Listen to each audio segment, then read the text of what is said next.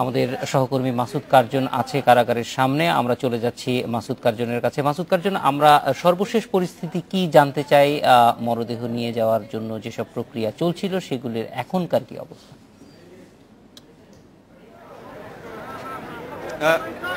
প্রক্রিয়া যেটি আসলে দেখছিলাম যে আইন শৃঙ্খলা বাহিনীর সদস্যদের গাড়িটি প্রস্তুত আছে এবং প্রস্তুত থাকার পরে যে আইন শৃঙ্খলা বাহিনী যে গাড়িটি প্রস্তুত ছিল এবং সেই গাড়ির প্রস্তুতি আমরা দেখছি যে একটু বেড়েছে এবং তাদের যে প্রস্তুতি যে হুটার জ্বালানো বা লাইট জ্বালানো সেটি করা হয়েছে। হয়তো আমরা তাদের থেকে অনুমান করছি বা আমরা যে এরকম তথ্য পাচ্ছি যে খুব অল্প সময়ের মধ্যেই ভেতরে যে অ্যাম্বুলেন্সটি প্রবেশ করেছিল মরদেহ নেওয়ার জন্য সেটি হয়তো বের হয়ে আসবে এবং বের হয়ে আসার পরেই সেটি সরাসরি শেরপুরের উদ্দেশ্যে রওনা হবে। জাহিদ, যদি দেখে থাকেন যে আইন শৃঙ্খলা বাহিনীর সদস্যদেরকে যে গাড়িটি প্রোটোকল দেওয়ার কথা রয়েছে বা যে গাড়িটি সঙ্গে থাকবে পিছনে সামনে থাকবে সেই গাড়িটি কিন্তু এক ধরনের প্রস্তুতি সম্পন্ন হচ্ছে। তারা একটু সতর্ক অবস্থানে রয়েছে। গাড়ির চালক তারা আসলে বসেছেন, গাড়িটি স্টার্ট দেওয়া হয়েছে এবং যেসব পুলিশ সদস্যরা ভেতরে ছিলেন তারা অনেকক্ষণ ধরে অপেক্ষা করছিলেন, তারাও কিন্তু এক ধরনের প্রস্তুতি নিচ্ছে এরকমটি আমরা দেখতে পাচ্ছি। এবং কারাগারের মূল ফটকটি যখন খুলবে তখনই হয়তো আমরা পরিষ্কার হব যে আসলে যে গাড়ির বহরটি বা যে অ্যাম্বুলেন্সে করে কামরুজ্জামানের মরদেহটি নিয়ে যাওয়া হবে সেটি বের হবে কিনা, যেটি 10:30টার ঠিক কিছু পরেই যেটি বের হয়েছিল ভেতরে ঢুকেছিল সেটি এখন পর্যন্ত বের হয়নি। সেখানে কিছু আনুষঙ্গিক প্রক্রিয়া আছে।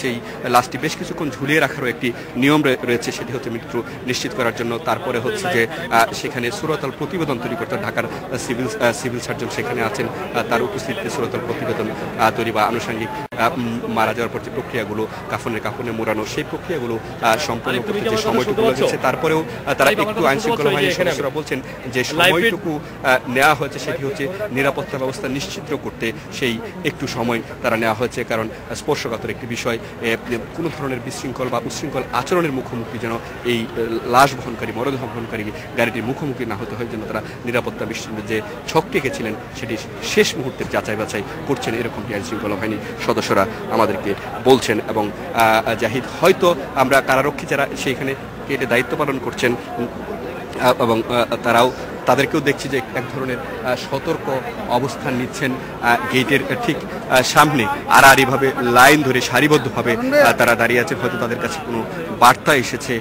আমরাও কিছু তথ্য পাচ্ছিলাম যে একেবারে অ্যাম্বুলেন্সটি ফাঁসির মঞ্চ থেকে আনুষঙ্গিক প্রক্রিয়া শেষে লাশটি অ্যাম্বুলেন্সে তুলে দেওয়া হয়েছে এবং সেটি হয়তো কিছুক্ষণের মধ্যেই হয়তো বের হবে, এরকম একটি প্রক্রিয়ার মধ্যে আসলে আমরা দেখছি। গণমাধ্যম কর্মীরাও একটি সতর্ক অবস্থান নিয়েছেন, আইন শৃঙ্খলা বাহিনীর সতর্ক অবস্থান নিয়েছেন, কারারক্ষী যারা আছেন তারাও একটি সতর্ক অবস্থান নিয়েছেন এবং যে গাড়িটি থাকবে অ্যাম্বুলেন্সের সঙ্গে গাড়িতে যারা আছেন আইন শৃঙ্খলা বাহিনীর সদস্যরা তারাও একটি সতর্ক অবস্থান নিয়েছেন। তো এখন হচ্ছে যে আইন শৃঙ্খলা বাহিনীর সদস্য এবং যারা দায়িত্বে আছেন তারা তদারকি করছেন, তাদের কাছে আমরা বিভিন্ন সময় তথ্য পাচ্ছিলাম, তাদের সঙ্গে কিছুক্ষণ আগে কথা হয়েছে। তারা বলছেন যে ভিতরের প্রক্রিয়া শেষ দিকে এবং যে কোনো মুহূর্তে এবং আমরা দেখছি যে একটু করে আসলে অ্যাম্বুলেন্সের ঢাকা কেন্দ্রীয় কারাগারের মূল ফটকটি খুলছে এবং সামান্য আকারে খুলছে এবং পুরোপুরি খুলে গেছে।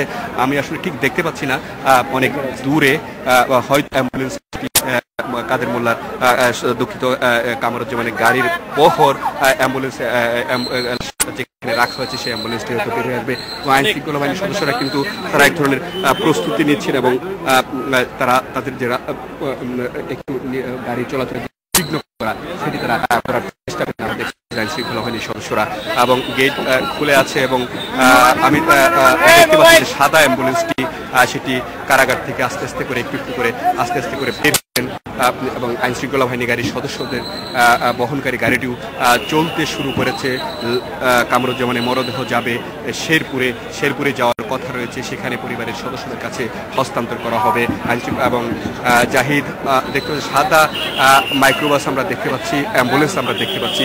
এই অ্যাম্বুলেন্সেই হয়তো কামরুজ্জামানের মরদেহ রাখা হয়েছে। এরকম কেন্দ্রীয় কারাগারের মূল ফটকটি বন্ধ হয়ে গেছে, পেছন থেকে আরেকটি আইন শৃঙ্খলা বাহিনীর সদস্যদের আরেকটি গাড়ি যোগ হয়েছে এবং সাদা যে মাইক্রোবাসটি আইন শৃঙ্খলা বাহিনীর সদস্যদের ভিড়ের মধ্যে আছেন সংবাদকর্মীদের, এই মাইক্রোবাসে এই অ্যাম্বুলেন্সে কিন্তু কামরুজ্জামানের মরদেহ নেওয়া হচ্ছে বলে বলে আমরা অনেকটাই নিশ্চিত, কারণ এই অ্যাম্বুলেন্সটি ভেতরে প্রবেশ করেছিল। পেছনে আরেকটি গাড়ি আছে, আরেকটি অ্যাম্বুলেন্স আছে, সেটিও একটি অ্যাম্বুলেন্স। আমি বলছিলাম যে একাধিক অ্যাম্বুলেন্স আসলে রাখার কথা রয়েছে গাড়ি বহরে, সেই বহরটিতে। তার কারণ হচ্ছে নিরাপত্তার একটি বিষয় আছে। দুটি অ্যাম্বুলেন্স ঢাকা কেন্দ্রীয় কারাগার থেকে বের হয়েছে এবং আরও একটি অ্যাম্বুলেন্স পাশে থেকে যোগ দেওয়ার কথা রয়েছে। তার হিসেব হচ্ছে যে নিরাপত্তার ভালো দিক বিবেচনা করেই, নিরাপত্তার দিকটি বিবেচনা করেই এরকম 2-3টি অ্যাম্বুলেন্স রাখা হয়, যাতে কোনো ধরনের উচ্ছৃঙ্খল বা বিশৃঙ্খলা আচরণ করার যদি কারো কোনো ইচ্ছা বা চেষ্টা থাকে সেটি যেন একটু হলেও রোধ করা যায়। তার কারণ হচ্ছে কোন গাড়িটিতে মরদেহ রাখা হয় বা কোন গাড়িটিতে মরদেহ রাখা হয় সেটি যেন নিশ্চিত না হতে পারে। আমরা দেখছি যে এখন আসলে প্রক্রিয়াটি হচ্ছে ঢাকা কেন্দ্রীয় কারাগারে সংবাদ সম্মেলন করা হবে। আমরা দেখছি যে ঢাকা কেন্দ্রীয় কারাগার কর্তৃপক্ষ ফরমান আলী বের হয়েছেন, তিনি হয়তো আনুষ্ঠানিক সংবাদ সম্মেলন করবেন। আমরা সেদিকে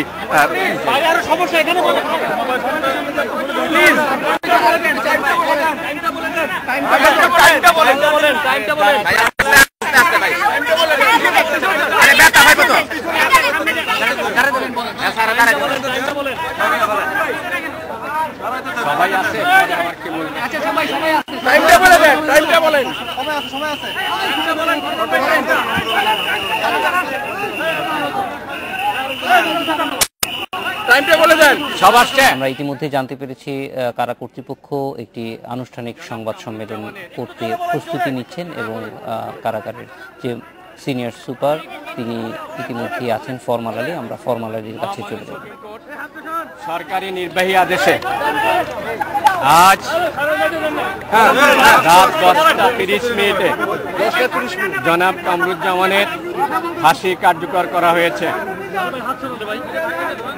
উনি মহামান্য রাষ্ট্রপতির কাছে ভিক্ষা চাননি, ওনার লাশ গ্রামের বাড়িতে দাফনে রয়েছে। পুলিশ র্যাব স্কটের মাধ্যমে যাচ্ছে, এখানে আমার ডিউটি ডিলাররাও যাচ্ছে লাশ হস্তান্তর করার জন্য। Thank you very much. No more question please, আমি ব্যাকে যাব। জাহিদ, আপনি শুনছিলেন যে আনুষ্ঠানিক সংবাদ সম্মেলন করছিলেন ঢাকা